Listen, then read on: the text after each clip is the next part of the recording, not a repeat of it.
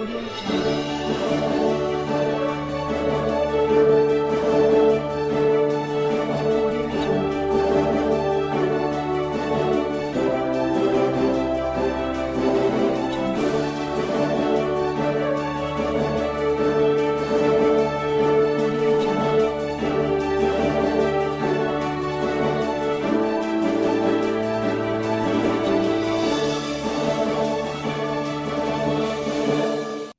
Accra Indo Festival 5th edition was held in Accra with the aim to continue to make a lot of positive impact among the film festival across the world.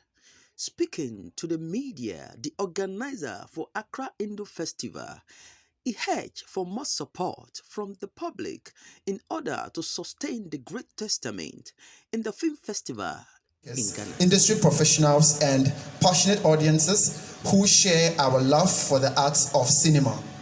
We encourage you to engage, network, and immerse yourself in the enriching experience that awaits you throughout the week.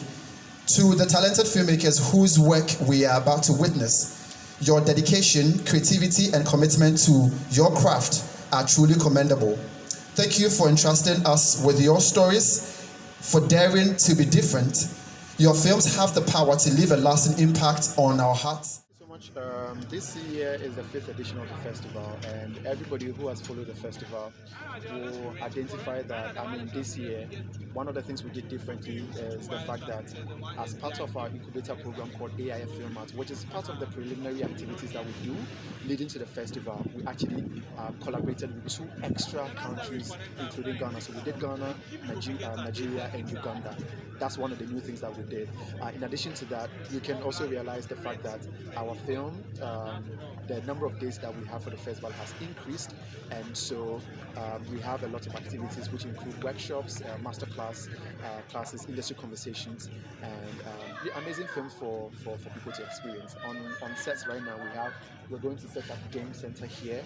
We're going to have a live podcast session in the booth, and I believe that is going to be an exciting moment to be part of the festival. It's been very challenging because I'm saying challenging because in as much as we have been able to garner a lot of successes, the energy that have gone into it, if we had the needed support, I believe that we would have been able to churn like 10 times of what we're doing right now. But because we need to more like struggle to be able to get to where we've been able to get to at this point in time. Yes, that's where the challenges come from, but I still believe that we've been able to make great impact with a little that we do have. And yeah, that's this more like a testament of what we've been doing. So absolutely, it's been amazing so far. Because I remember the first edition we did at GH Media School in a room that takes I think 50 people or something. You can just imagine that on the 5th edition, the whole place is fully packed at Alliance Française. I believe that it still tests for itself, and the progression that we've been able to even go through the process, because the COVID came in the 2nd edition of the festival, and in as much as it was like a shutdown for a lot of activities, it gave us an opportunity to be able to do things differently, and I believe that challenge also gave us a very great different dimension of success in terms of how the festival were put together, because we had to migrate everything to an online platform, which actually became, or it made us one of the biggest film festivals in the world, even though that was just our 2nd edition. And we've been able to build upon that till now. We've been able to add other activities that seeks to add more impact to filmmakers, as well as making us be able to do that. And that has been from an incubator program called AIF Film Arts, started in 2021, and the 2nd edition of the same incubator program, we're able to do collaborative project between filmmakers here in Ghana and screenwriters in the UK. That was one. This year, building off that same program, we're able to do Ghana, Uganda, Nigeria off the same program. So you can just see the build up, and we believe that the next edition is going to be bigger and better than what you see now. The finances is very crucial, because we've been doing this primarily from our own pocket. So you can just imagine that anytime the festival is done, we are broke. I am broke. Everybody as part of the team is broke at this point in time. So you can just imagine that if in our broken pockets, we can still be able to put up this together, just imagine if our pocket is full by now. I mean, the whole Ghana will not sleep. It's tough. It's tough. But I still believe it's just a matter of time. Maybe the people who haven't seen value in what we're doing yet will eventually realize the reason why they need to put in what they need to put in to be able to make what we are doing more impactful. And so we've done a couple of reach. We've received some positive affirmations, but I mean, sometimes some of them still want more proof to know that whatever that you are up to is of some kind of importance. Understanding among these cultures in the country and in the region.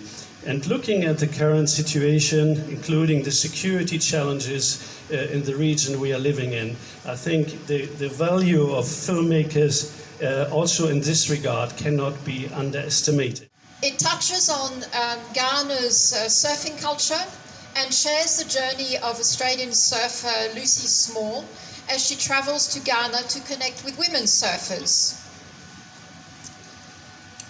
It's also a showcase. It also showcases the Australian Ghanaian passion for the waves, the sea, as well as the determination and aspirations of women surfers across the world. The film festival's theme, Connecting Cultures, resonates with me.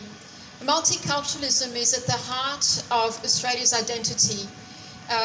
In Australia, people have very diverse backgrounds. 30% of Australians are born overseas. It's a country founded on immigration. And it's a country where diverse backgrounds coexist very harmoniously, including indigenous peoples who constitute the world's oldest creative expression flourishes, enabling artists like the filmmakers behind Yama and Bear to tell stories that inspire, challenge, and unite audiences well. So the experience volunteering with Accra Indie Film Festival, especially this year, has been awesome because I had the opportunity to interview some of the filmmakers who had their film screening at this year's festival initially.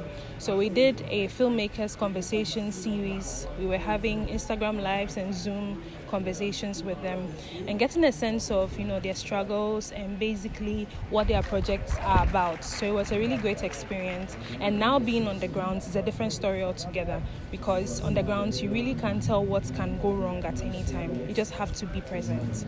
Our lands, village by village, our strongholds were captured. The Ashanti kings and some elders were captured too and thrown into exile. Exile? What is exile? Exile is when one is banned from his native land, forcing him to leave his or her own country, and if he dares come back, he will be killed. And so, amongst the people in exile was the king of Ejiso. The Ashanti kingdom has lost its sovereignty. The throne is now empty, and the little the Ashantis could control was their social and political system. Then, their warrior queen mother assumed the throne as the ruler and overlord of the Ashanti kingdom. Her name, Nana Ya Asantua.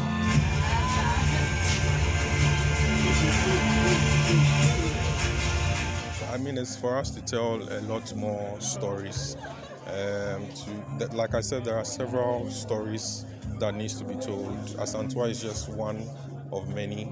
Yeah, so we're going to try our best because animation is also quite difficult to do. So we'll be doing more of these stories as and when we can. Yes, I mean that conversation is something we've actually thought of, and it's already in works. We are putting ourselves together well, and then reach out to these media houses, and like you said, have like a collabo where we'll be able to screen some of these local content on our screens rather than having foreign content. That's the dream at the end of the day.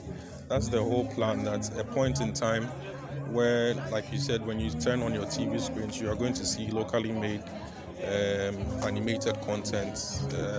You go to birthday parties and you see kids, dressed like an Asantua themed birthday party, stuff like that. Those are the things we want to see happening one day, and we believe it would happen. It's going to take some time, but eventually, if we put in the work, it would happen.